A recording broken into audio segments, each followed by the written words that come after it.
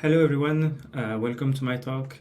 I'm Laurent Carlier and today I'm going to present how I am unit testing Linux kernel drivers. So a few words about me. I'm an embedded software engineer. I'm working in the ML group at ARM. I love playing with electronic and I'm passionate about software engineering and testing. Let's first discuss the problem that we have when testing the Linux kernel driver. First of all, it's difficult to test assertion from the kernel space. Depending on what you are doing, throwing assertion from the kernel space can impact the stability of the system. So you might not be able to catch that assertion and to report it correctly. So what we need to do usually is to write a specific test kernel module that will somehow stress the system, and then we need to write the corresponding user application that will basically connect the error or the success that the kernel module would report. It's also very difficult to test edge cases. For instance, if we would want to test that the system or the driver behaves correctly whenever there is a memory allocation failure, it's almost impossible to do that on a real system, because we would need to fill up the whole memory and then run the test, which can be very difficult to do. Also, debugging the kernel module is not easy at all, especially if you're talking about loadable Linux kernel modules. We don't know where they're going to be loaded in memory, and so it's difficult to load GDB and to connect GDB even with a GTag on the target. And also it's difficult to test in isolation. You need to have the target on which you are running the system, so it's very difficult to test that in an isolated environment. So what I want to achieve is, first of all, I want to be able to increase the test coverage. I want to test all the corner cases, all the error cases and corner cases that the driver might encounter. I want also to be able to debug easily with GDB, like I would debug any regular user space application. Since we're talking about testing, TDD is a very nice methodology, and I want to be able to use that when I develop my Linux drivers. I also do not want to rely on any dependencies. I want to be able to run my test on any Linux system, and not only on the specific target for which the driver is intended to. And also I want to of course create test cases that reflects real world scenario. So most of the issue, or most of the goal I want to achieve can actually be achieved by using unit test, because they are simple to write. They are small, they are fast to execute, you get a quick feedback. They're also very easy to debug. You just connect GDB and you get you can debug your application without any problem. Of course, they allow test-driven development because you can write the test before writing the actual code. And real-world scenario can be tested. Since you are calling the function that we test, we can just give real-world parameter to the function we are testing and check that the function behaves the way we want to. But the main problem that we have if we want to compile Linux kernel code as a user space application is that, first of all, the Linux kernel header are not really written to be included in user space application. They contain a lot of macros, and sometimes they call some assembly that are very platform specific, so it's difficult to use them directly. And also, if we would need to use and compile the Linux code as user space dependencies, you would basically need to bring all the dependencies to your test. For instance, the memory allocation and all these kind of things that would conflict with what the user space provides. So it's very tricky to get something that compile and run. I'm not even sure that's possible actually. And so the solution that I've got to be able to compile the Linux kernel code inside a user space application is that I'm mocking all the Linux kernel header. And to do that, I'm using a tool which is called EasyMock. So what EasyMock is going to do is going to generate the mocks of all the Linux headers that I tell EasyMock to mocks. And those headers, they're going to define all the macro that the original Linux header defines. They're also going to define all the types that Linux uses. And they're also going to contain a mocked implementation of all the function that the header file declares. And what is going to happen is that the test and the build that I'm going to make is going to use the original code of my Linux kernel driver, but instead of calling the original Linux headers, the build is going to take the mocked implementation. And in the function I want to test, all the dependency I'm calling, instead of calling the real implementation, is going to call the mocked implementation. So that means that we've broken all the dependency towards the Linux kernel because the mocks doesn't have any dependency to anything. And so that means that by doing that, we get actually the kernel driver code that becomes compilable in user space. So because we are using a mocked implementation of some function, and the function we want to test is going to call those mocks, we need to configure the mocks to tell the tool how the mocks should behave. And so to do that, EasyMock provides actually a function. So for instance, if you would want to mock int sum int a int b, EasyMock is also going to provide a function sum expect and return, and it's going to take as a parameter the expected value that the mock should check, and then also is going to take as a parameter the return value that the mocked function should return once it has been called. And then the last parameter tells EasyMock which comparator to use to check that the parameter a and b, which comparator to use to verify that the parameter a and b have the correct value. And so by doing that, we are actually testing already some things, because if we have a test and we know that we are calling a dependency with the right parameters, that means that we trust our dependencies, and we know that the dependencies is going to return the value that the correct value. And so that means, yeah, that's the first check that we are doing here. But also, we can also sometimes simulate that the function, the dependency we are testing had an error and return to us an error code or an error value. So I'm going to show a little bit later on how that's working, but it's very interesting to be able to modify and to have an impact on what the return value of a mock have. And also, EasyMocks checks that each mocks are called the correct amount of time, because if the function is supposed to allocate one time a buffer, it doesn't make sense that the mock is called 2 times or 3 times. That would mean that we would allocate too much, or there is some kind of memory leak in our function. So that's not a good news.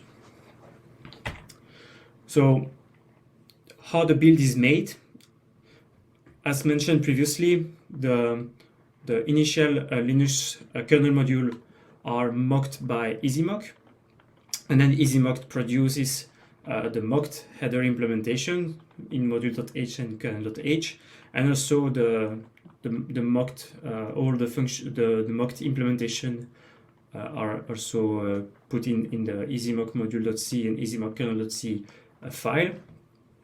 And then how we can compile our driver, which is under source driver.c. We can use the command gcc and then -i the path to easymock, and then by giving -i mocks .mocks, that means that instead of including the original header file, the build is going to use the mocked implementation. And then what we can see is that the driver.c is not actually directly compiled. It's rather included from test.c via hash include, and that's because typically the function inside driver.c are static, so that means they cannot be exported outside the build to another object file. And one way to test static function is to include the C file that contains the implementation. And then of course we need to compile the mocks, but that is nothing very special. So now I'm going to show some code and demonstrate a little bit how easymock is working. So the code is available on GitHub, and that's an implementation of a FIFO character device. So the character device, we can echo some data into the character device, and then those data can be retrieved later on by just reading the character device. So it can be used in between two processes or several processes to communicate with each other.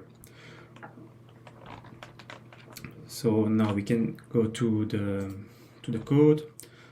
So first of all, as we can see, this is the driver code. So this is standard Linux driver code. We see all the includes, we see the file operation, and we see also all the data that are needed to maintain the state of the character device. And the function I would like to demonstrate is actually the open function. So what it does, it's whenever the file is open, it allocates some data, some memory to store the status of the FIFO queue for that particular process. And then it's going to initialize the FIFO attribute. It's going to add the file then into a list of files, so that whenever the file is written, we can go through all the files that were open and then write the data into each and every file. And then we set actually this private data inside the private data field of the struct file. And finally, we take a mutex and then we add the file inside the list of open file. And so we see here that mutex is taken to make sure that there is no race condition in between two concurrent opening file. And so something to realize here is that in the final build, all the dependencies such as devm kzalloc or mutex lock list at mutex unlock are actually mocked function.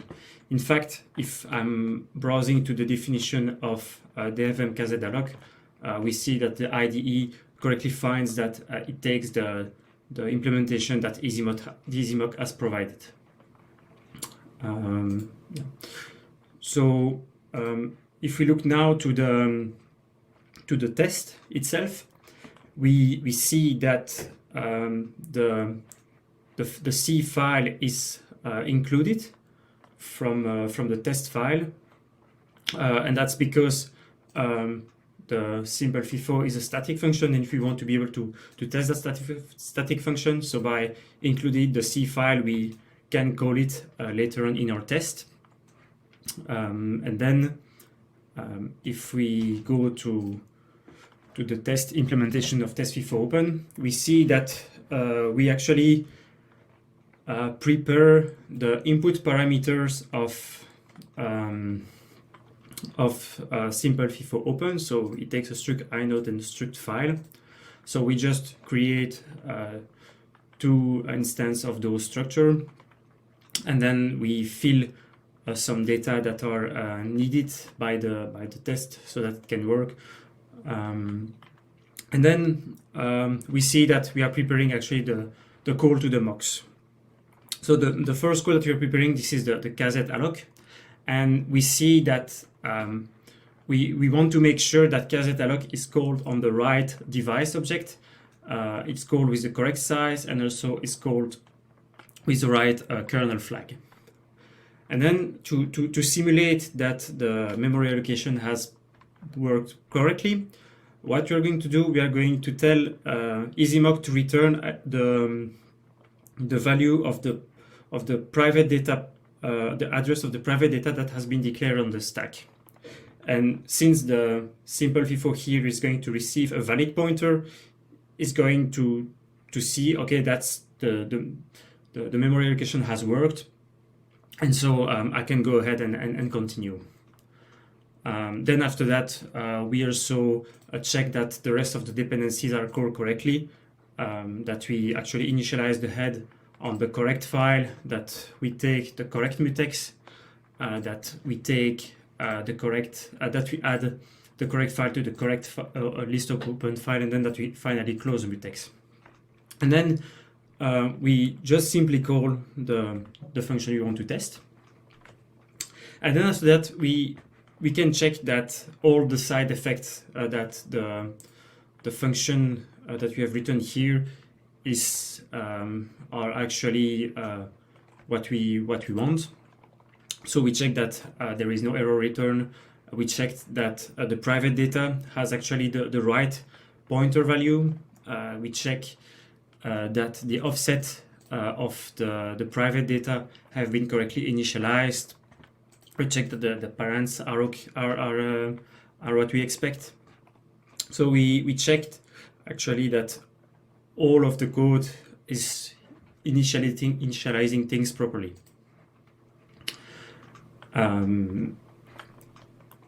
So that's for the test to test a positive scenario. But then if you would want to test a negative scenario, such as, okay, the memory allocation has failed, we can also prepare our two objects, so the inode and the file. But then instead of returning a valid pointer, we are going to tell EasyMock, okay, on this instance, instead of returning a valid pointer, we return a null pointer. We are still expecting that our function is called with the right parameter, because this is what we want to check. We want to verify that we are still calling the function with the right parameter. But in this case, the memory allocation has failed, and so the devm kazet alloc is returning us a null pointer. And so in this case, we don't need to configure the other mocks because they shouldn't be called. So if they were called, EasyMock will report an error that a mock is called, and that shouldn't be the case. And so we just call the FIFO open, and we make sure that that the correct error message is implemented.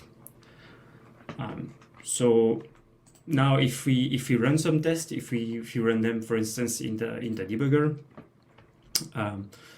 we see that the first test, which is the first test that hits simple FIFO open, is test simple FIFO open. So that's the positive scenario that I have explained earlier. And we can see that, for instance, devm kazet alloc returns this pointer, which is actually the value of the address of PD. So if we were to print the address of PD, we would see that this is 7FFFF DB80, and we see in the debugger that this was actually the address that has been returned to by the mock to the code. So now, since this is a valid address, the function can just use it, and some memory has been allocated. So the code believes that some memory has been allocated, and so we can just check that. I mean, the code can just use and execute the rest of its instruction without any problem. And also it calls all the other mock, and the same kind of mechanism is working. And if we continue, so now I have basically continued running the test, and we see that now we are in the scenario where we've instructed EasyMock to return a null pointer. So that means that now if we have a look in the flow, in the execution flow of our test, we see that now devm_alloc returns a null pointer, and so now the function sees that okay, this is null pointer, and so it has to return an error. And this is okay. This is what the function is doing, of course, and so now we can test in our test code that the correct return code has been returned. This kind of mock can also be used to simulate users' input. So there are also ways to configure EasyMock to write a specific value into output pointers. So that for instance, if a function, if a dependency is supposed to fill some data into a pointer that has been allocated by the caller, then EasyMock is also able to do that.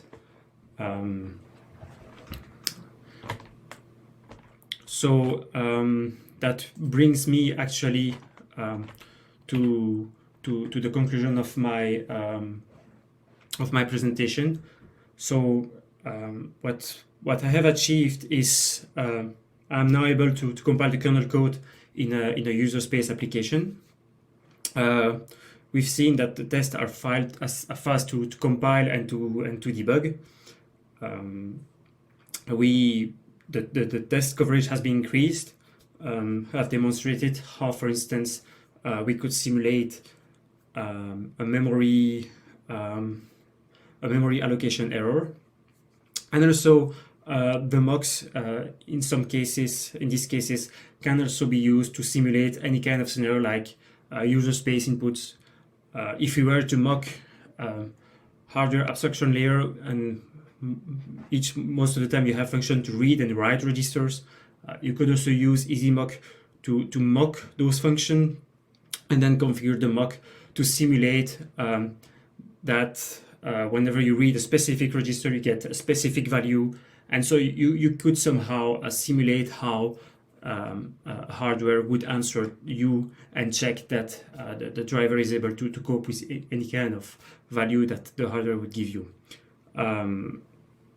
You could also check that correct MMU mapping is happening by mocking the IOMMU API of Linux. So there are a lot of possibilities. Thank you very much for coming to the presentation, and I hope to talk to you soon and answer to your question. Bye.